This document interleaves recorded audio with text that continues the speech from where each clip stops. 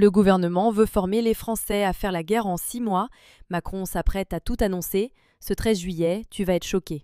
Malgré un budget public sous pression, Emmanuel Macron va s'adresser aux Français ce dimanche à 19 h, à la veille du 14 juillet. Objectif, parler défense, armée et jeunesse dans un contexte mondial de plus en plus tendu. Selon l'Élysée, il fera des annonces fortes. L'année dernière, il avait évoqué la stratégie nucléaire et la coopération militaire avec le Royaume-Uni. Cette fois, place au renforcement des effectifs militaires avec plusieurs pistes.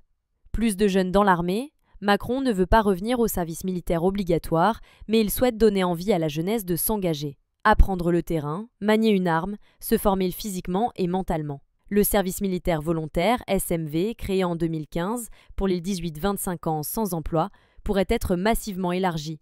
Déjà 10 000 jeunes formés en 10 ans, mais ce chiffre pourrait exploser.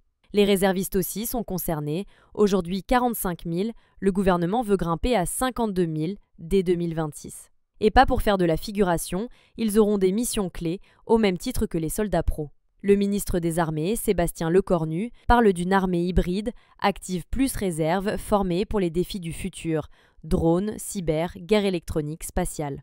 Pendant que d'autres pays montent en puissance, la Pologne consacre déjà 4,7% de son PIB à la défense, la France vise 100 milliards d'euros de budget pour son armée, avec des efforts dès maintenant, défense sol, air, munitions, satellites.